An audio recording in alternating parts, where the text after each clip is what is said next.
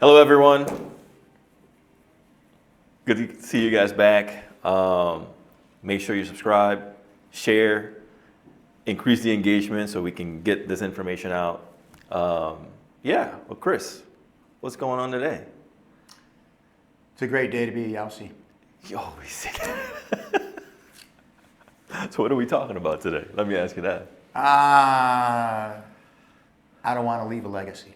You do not want, this is just, okay, let's roll. Because this is totally opposite of what I was expecting you to say. Okay? Well, let's first define what legacy is for our audience, right? So if you look under the Websters of the world, right? Mm-hmm. The dictionary people, it says that a legacy is a gift right. by will, especially of money or personal property. Next part. Something handed down or received from an ancestor or predecessor. Okay? I used to think in my world that I want to leave a legacy. I want to leave my name. I want to leave my brand. I want to leave with a good reputation, right? And leave that behind for my family, my friends, children, and so on. That's who I am, right? And Mike Ditka, Hall of Fame player, coach, 1985, Go Bears, Dub Bears, Super Bowl winner, said that reputation, right, is who people think you are. Perception, right, is also your perception and your reputation should be the same.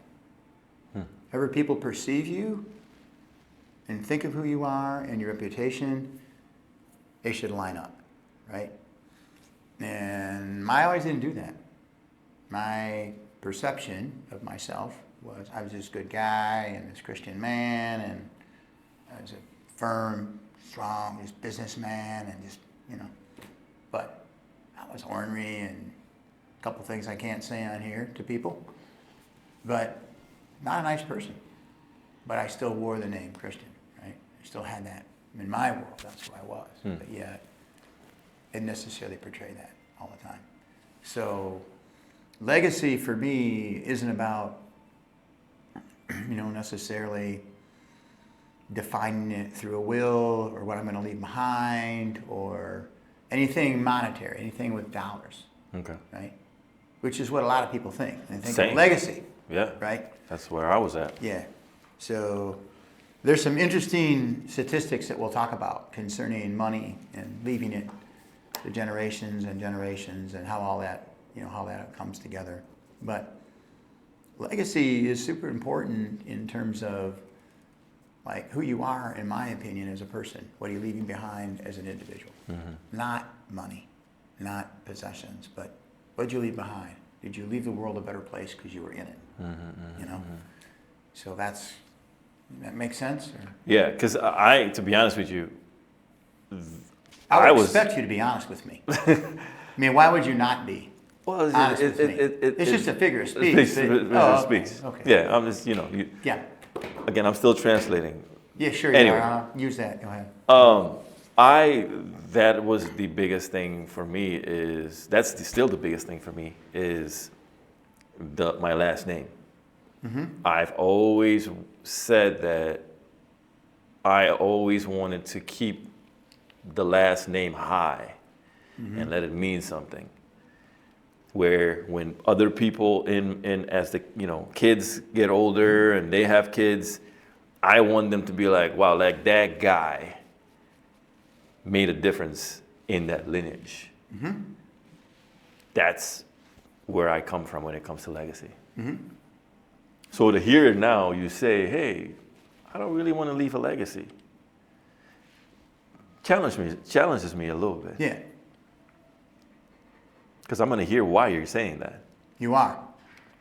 Yeah, so Well, that's you have why to ask the question, though. This is your cue. No, You know, wait, I'm wait. cueing you. This isn't a blooper. You're supposed to ask the next question. Well, that's where That's how we roll. That's how. That's where I'm going. Go ahead. I mean, why don't? What's changed? Because Okay. something's changed. Yeah.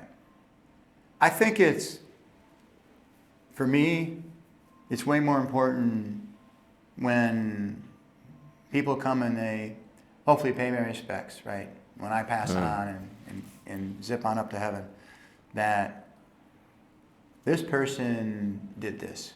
And Chris Yelsey was this person.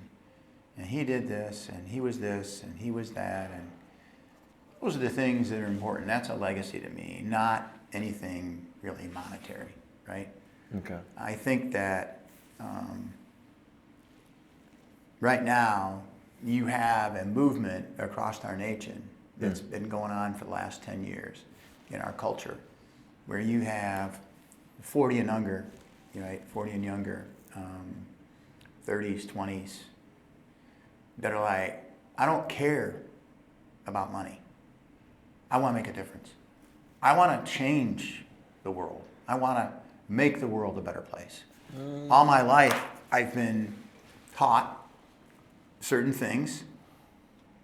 I've been preached certain things. And I've watched my parents, and that didn't necessarily align with what maybe Scripture's saying and with what I'm trying to do, right?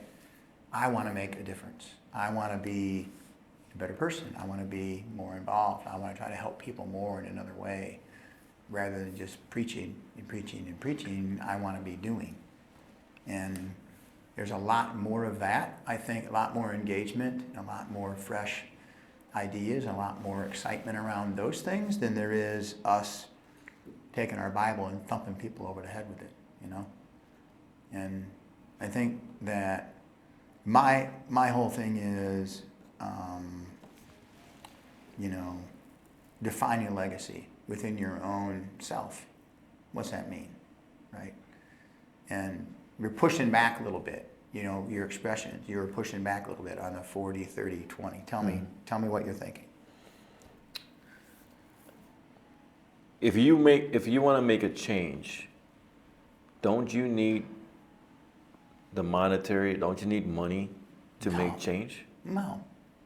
Money's the last thing you need. The last thing you need is money.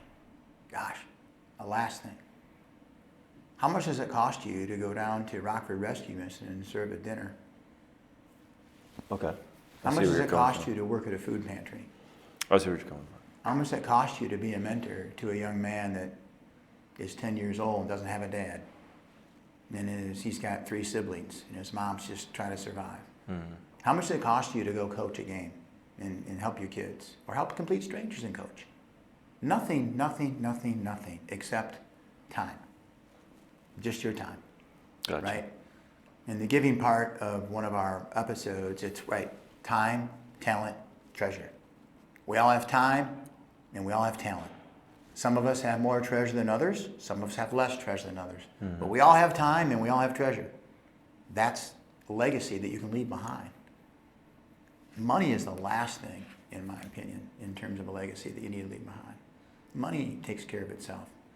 In the business world, I'll never forget somebody telling me one time that I was kind of mid-career. He said, if it's a good deal, the very last thing you need to do is find the money. If it's a good deal. What? Because people will invest in it, because it's a good deal, right? Over the weekend, I read about 2 different oil companies, about how ConocoPhillips and then Chevron, and how they pay good dividends. I did a little investigating, and they said Chevron pays a better dividend, which they do. They pay a little, like right around 4%, and ConocoPhillips pays about 3%, right? But a 1-year target, even though Conoco pays a little bit less of a dividend, they have a better return over a 1-year period of time. You're going to get about 25 to 28% if you invest right now today, versus Chevron was about 17 to 20%. Okay. So, what's the point? The point is that whatever it is that You can read, you can study, you can learn. Pass that on. That's a legacy. Like that right there, that just gave our audience, that's like a freebie, right? That's like, I didn't know that. Well, I didn't either. I read about it over the weekend. Right. Well, how do I apply this? Well, I just shared it. That's a simple little thing, you know. But legacy isn't monetary in my world. The definition of it is. Okay. However, the second part of the definition is not. It says something handed down or received from an ancestor or predecessor. Doesn't say anything about the money. That's true. And that's the legacy. That's the part that I want to try to, leave behind. So yeah, okay. So what do you want to leave behind and why? I want to change the world. I want to change the world. I want to change the world because God threw me down in here at this time and place. Just as simple as that. I want to leave it a better place. I'll never forget, I was in Honduras at a little fishing village in Cedeno, the southern part of Honduras, okay? And we're going through there. And this was like 2010, maybe, 2011. And we had built a pharmacy that was like 10 feet off the ground. That's where the floor was, because it was in a floodplain. Okay. And we'd get there. In the morning, there were like 8 of us. And that week, we went through 75 gallons of water. It was unbelievable. We would get there in the morning, and in 10 minutes, it didn't matter what you were wearing. You were soaking wet. It was just so stinking humid, right? I didn't know any of these guys. I knew none of them, okay? To this day, one of them is on our board for Hope and Equip. That's crazy. Okay? But getting back to the legacy part. So we're going through there, we're working. We get there in the morning, pitch black. The 30 to 40 minute drive. Pitch black at 5 in the morning. We leave our hotel, get there at like 5:45, still pitch black. We leave it dark. We worked there for 6 days. Okay? But we were literally right in this little village of just a few, I don't even know, like 30, 40 little houses, And these little kids would like go chimney up. It was the craziest thing. They would like chimney up these trees 50 feet up in the air and grab a coconut and come down. And these little kids are like, probably, I'm going to say about half. No shoes, no clothes, just butt naked, just running around, Ringworm, never seen ringworm in my life. They had ringworm on top of their heads.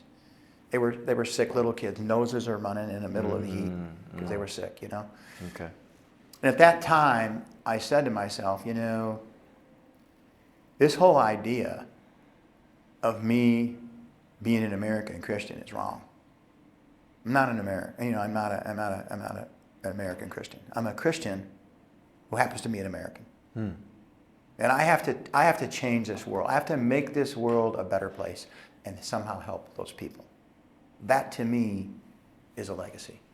Trying to help people. And whether it's monetarily, with our time, with our mentoring, with this episode, with whatever, just throwing things out and seeing how can we help people. That's a legacy. So personally, how do you plan on doing that? Or have you achieved your goals concerning legacy? I think that it's evolving. It's changing. I'm not sure when this episode's dropping. I think sometime in the middle of January. And we're filming, right in between like the holidays or whatever. But I will have gotten back from a 4-day trip to Cuba. Okay. And I'm taking over with me about $7,000 in cash, okay, through Hope and Equip, where $5,500 of that is to give, one of the churches, and Monai and his wife Monica, who help a church over there in Honduras, Cuba. Basically, they're going to get a motorized, I'm going to call it like it's not really a tricycle, it's a motorized electric. It's got one wheel in the front, two in the back, and then a cargo to haul things. And they're going to be able to haul water, fresh drinking water with that. Wow. Where right now, huge problem in Cuba. Huge problem. So that's making a little bit of a difference, right? Mm-hmm. And it isn't, I'm very blessed to be able to do that because the team that I have, that I can leave and my team just crushes it when I'm gone. Mm-hmm. I mean, I can't even talk to my wife on the phone when I'm gone unless I happen to have Wi-Fi, which is really hard to get. I mean, there's no like cell service and it's really sketchy, right? Mm-hmm. So, but that's just one person. I'm just one person, but yet that's the time, talent, treasure thing, man. I got to use my time and my talent and my treasure, in the giving part of it and the legacy to me. And I think that what excites me is that these are people that are just like you and me, man. They speak English and some of them, and a lot of them speak Spanish. Obviously, all of them speak Spanish. And I get bits and pieces, can spit out everything by adding an O to a word. That's my version of Spanish, Tomato, mayo, toe, all those things, I can do that. So anyway, but I think that's how, just by one person. It isn't this big deal, right? It's not a big deal. It doesn't have to be. It can be, because we serve a big God, but it's one person. It starts with your kids. It's your daughter, your son, or whoever, That's what it starts with, your family, and teaching them. I remember when Chris and Shane were little, we would go door knocking, and they had a thing called the Joy Bus, basically the Joy Bus, where you go around in neighborhoods and you pick kids up and you take them to church. Mm-hmm. Shane and Chris would go with us. We'd go knocking on doors and asking the parents, but teaching your children those things. But yeah, I mean, I'd like to think that we're making a little bit of a difference, Is there a way, because I learned a long time ago that if you want to fill up a pool, it's better to fill it up with multiple hoses than with one hose. Now you're doing all that work. Is there a way for our listeners to become part of what you're currently doing and going to different countries and being a light for people that need it? I think that there is, but I mean, it takes, most people on average get probably between 2 and 3 weeks of vacation, right? Yeah. It's probably fair, I would think. So it's a huge sacrifice. Asking somebody to take a week of their time to go and the expense it takes to get over there, it's a pretty big ask, But obviously prayer is huge, and go to our website, hopeandequip.org. There's all kinds of different things that are on there. Facebook has our, we got a page on there as well that shares some things about, what we're doing and things like that. So people can, the listeners, we probably should put the link for Hope and Equip in the description of this episode. Sure. To help, because you'd be surprised how much a little bit really makes a big difference when you go overseas. It changed my world. There's 2 things that really changed my trajectory, in my faith. This was one of them. My first trip to Honduras was 20. Let me think for a minute. Let's see. I think it was 2006. Okay. And then also church camp, starting to work out at church camp about that same time. I did those 2 things. Okay. And counseled boys and worked in a cabin, and brutal, man. Jeez, so brutal. Tough work, but so enjoyable. Mentoring kids and helping kids, and it was high school kids, Just saw one at church yesterday. Gave him a big hug. He's 35 and he's got 2 kids, and so. But it doesn't have to be about anything I'm necessarily doing. It can be anything that anybody that in your world that you respect that's doing any kind of philanthropy, any kind of volunteer work, any kind of, helping in food pantries. Man, I remember when the kids went to a school called Rockford Christian, and every year they'd have to go as little kids, they would have to go out to Rockford Rescue Mission around Thanksgiving. And we would go there and we would serve, over Thanksgiving with our kids. You want to bring your kids in, right? That's something that they remember and that they gravitate towards, I mean, it's just so important to give back. That's the biggest, right, legacy, How do you track it? Like, how do you know you're making that difference? I think that's not my job, right?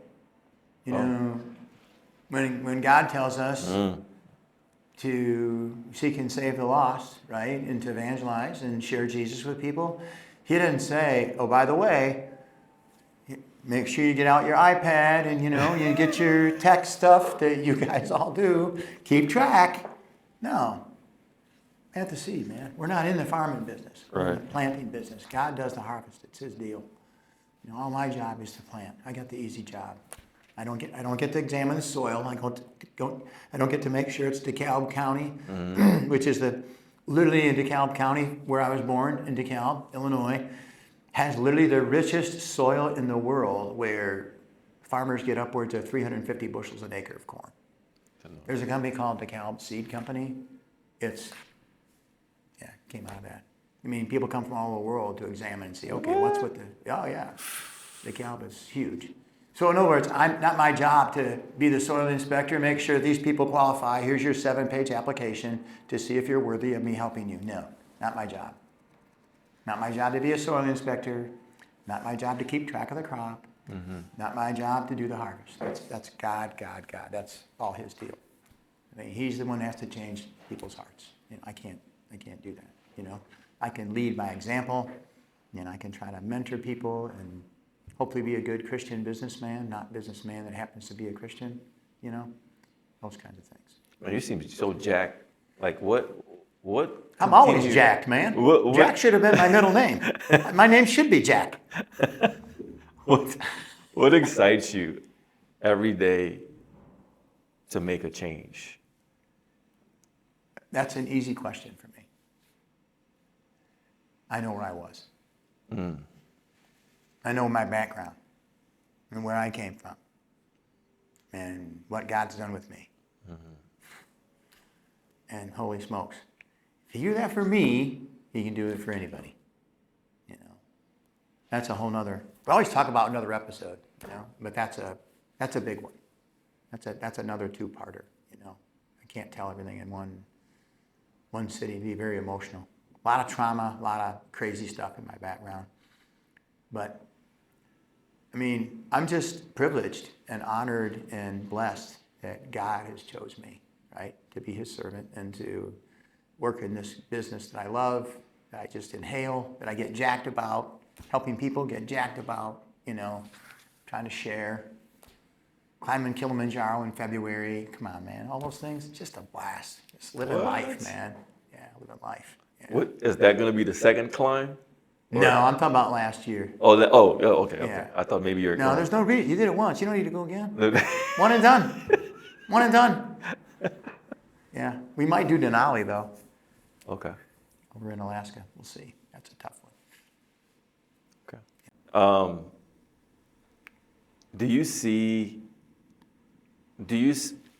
Because you mentioned earlier that the gentleman that you have helped somewhere else is now on the board. We worked together. I didn't help him. No, we worked together. Side by side. Yeah, I came there. This is how green I was, dude. So we go there, and I'm just going to wear these like hospital fatigues because it's going to be hot. So I wore like scrubs on a construction site. You're talking about green, dude. What? I was greener than this thing, man. I was like super green. And these guys are contractors, they're used to what's going on here. They knew you were green. Oh, had to. Yeah. They're my best friends in the world now, Any big expectations? I mean, you got because this is going to be your second trip, possibly going to Cuba, or is it? No. Cuba, I've been there to, I honestly don't know. I think I've been there about 10 times. See, that's impressive because Cuba, the history, and it's almost kind of like, is it kind of like a risk that you're taking in a way? Um, you have to be smart about stuff. Okay. I mean, it is a communist country, socialist communist country. I mean, we're I can say a couple minutes about this. So, all right, so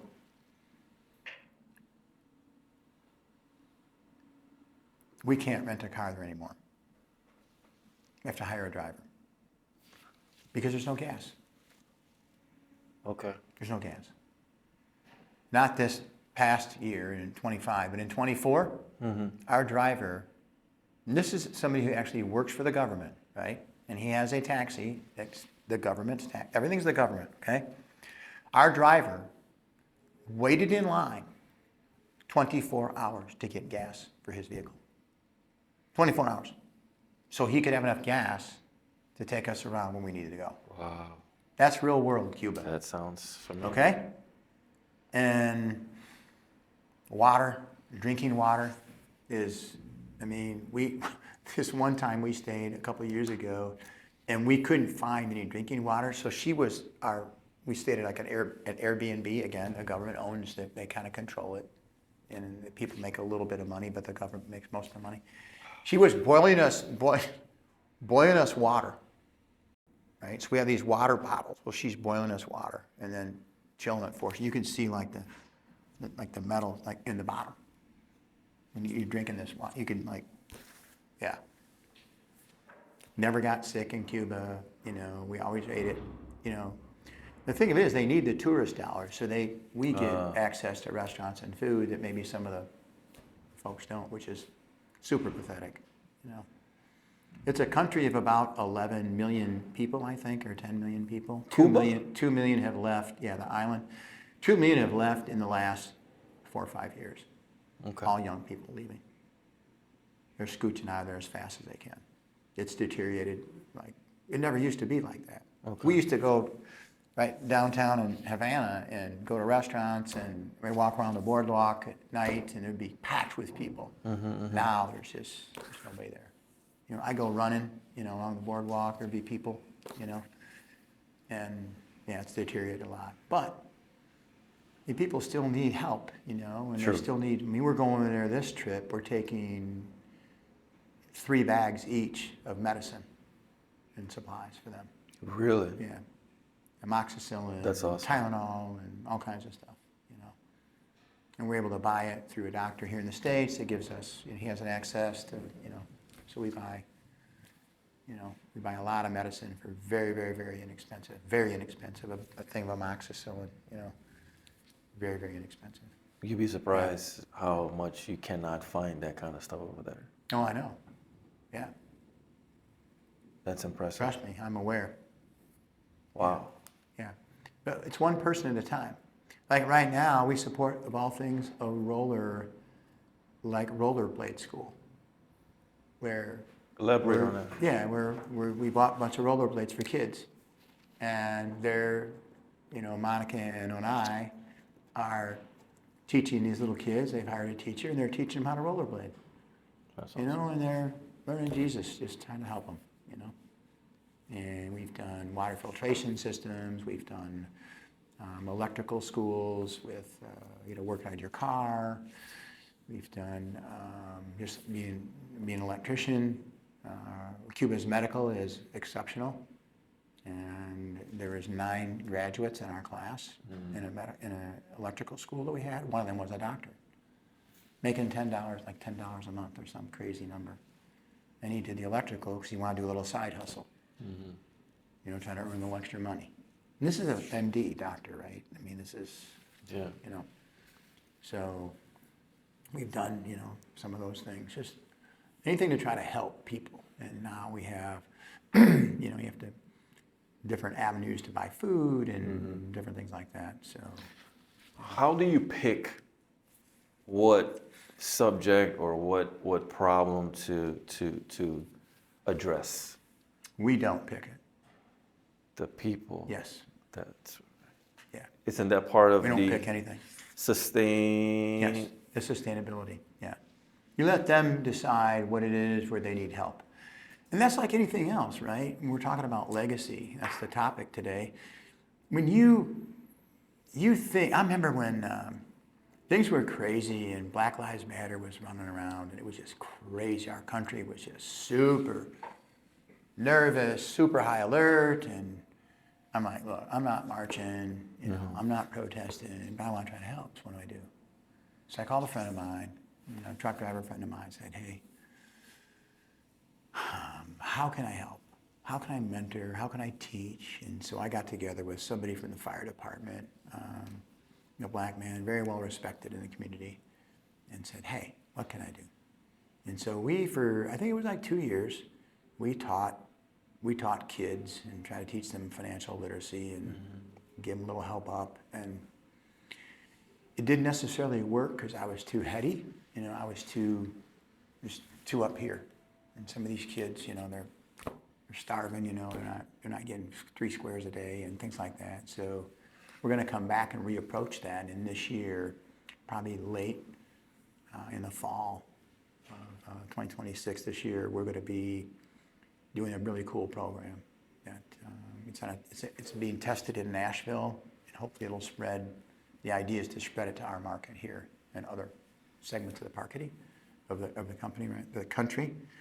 And that's a huge program.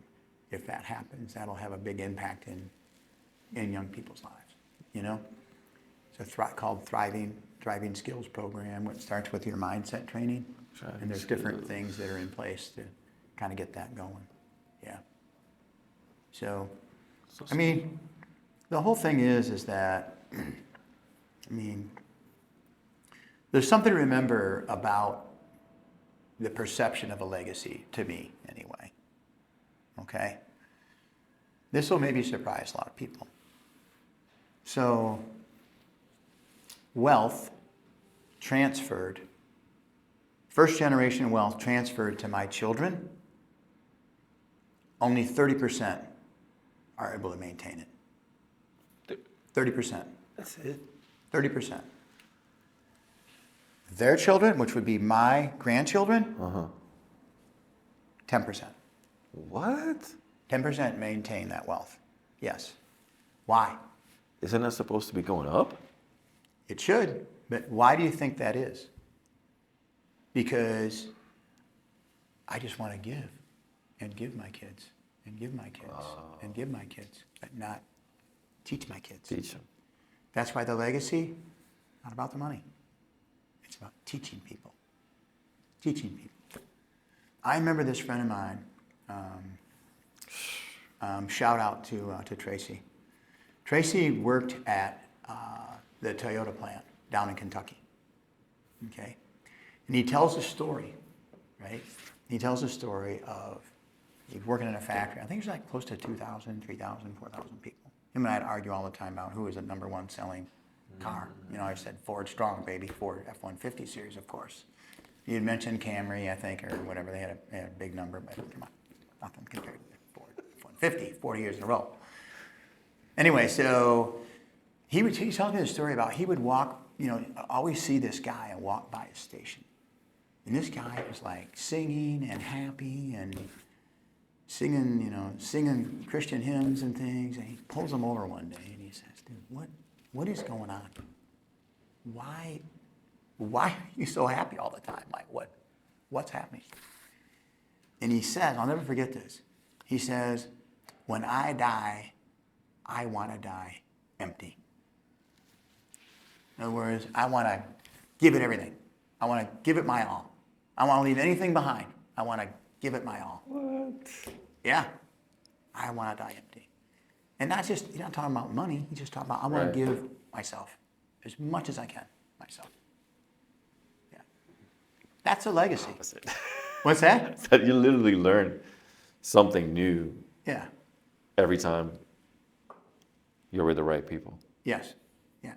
But that's the thing that we're talking about is a legacy. You know? Yeah, I'm wide eye empty. What a cool feeling, you know. Is that close to the Dying with Zero book you recommended? Or is that a little bit different? I think it's a totally different thing. Oh. Dying with Zero is about living life and living experiences and just really enjoying things. Okay. This is all about This giving is all of about yourself. giving yourself. Yeah, giving of yourself. Yeah. The thing that excites me most about changing the world, one person at a time, is that you don't know who that's going to be, or when it's going to be, or how it's going to be. I'm going to use Cuba, for example. We go to Cuba, I always take cash because there's always some little something that's needed. We take a couple $1,000 cash, $2,500, $3,000 cash.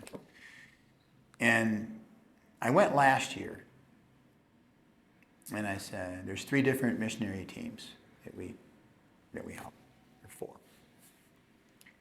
And I said, you know what, I'm going to do something different this time. This time, I'm going to split the cash. I'm going to give it to them for their families, for something that they need. That's the condition. Here's the condition. He gave them each $700. Okay? And I said, and the condition is you cannot use this for food for others, for water for others, for anything else. You need to use it for yourself. Take your family, get a nice hotel for a couple days, take them on a cool dinner, take a vacation, buy your wife a dress, do something for yourself. Because missionaries habitually just get smashed. They're just constantly doing things, right? That's their nature of who they are. So we're giving money to the one couple. And I'm telling this, here's a condition. Do you agree to the condition? Shake your head this way. Yes. And they're smiling and they're happy and we're talking more. All of a sudden, Madeline starts crying. And I'm like, and she's just ripping Spanish at me, right? And I'm like, you know. And I'm like, oh, Spell, what's up? What's going on? What's she saying? She said, Chris, we've been praying and trying to figure out what we were going to do for electric and to get the necessary equipment that we need, the batteries that can store electricity for our house is going to cost $700. Yeah. That's crazy. Yeah. $700. So how did I know that? I didn't know that. Right. But God knew that. Yeah. And that's the legacy, right? That's stuff that they'll remember, and I remember it. I'm telling about it, right? I mean, that's the cool stuff. One person at a time. You don't know how your impact is. You don't know the little person that you were kind, the little people walking around that you were kind to and you gave a hug. You don't know the adults that you come across. You don't know who it is that you're just being you. You're trying to be Jesus. You're trying to be Reggie. You're trying to be Chris. You're trying to be whoever you are to people and helping them. You don't know how that's going to affect people. That's the legacy. My coach in college had a saying that he's walking around the beach and somebody asked him, like, how do you change somebody's lives? Because there's so many people, how do you change their life? And he looked down, picked up a starfish, and threw it in the water. And he said, I made a difference to that one. Right. It literally is almost what you said. Yeah. You just don't know. Yeah. You don't know. But legacy, to me, I've learned through just trial and error and just trying to learning, reading, studying, scripture and praying and things. It's not about the money part, man. Not about that. See, it's about the people. It's about here. It's about the people. Heart. About the heart. It's crazy because I came in just thinking that legacy was tied to monetary things, and to kind of hear, and this is why it's so important, you're constantly learning, to hear it from that point of view, that perspective. Yeah. And people will argue, right? They're going to argue with me and get upset, and I don't care. So, guess what? You can, that's fine if that's what you want to do, but you ain't taking none with you, bro. Yeah. It's all staying behind. It ain't taking one with you. So you might leave it behind, and that's up to you, you know? That's awesome, man. You should be able to do all of it. Yeah. Good. Yeah. Well, that was a good epi. Yeah. That was a good epi. Stay tuned for our next episode. Thanks for tuning in, and see you guys next week.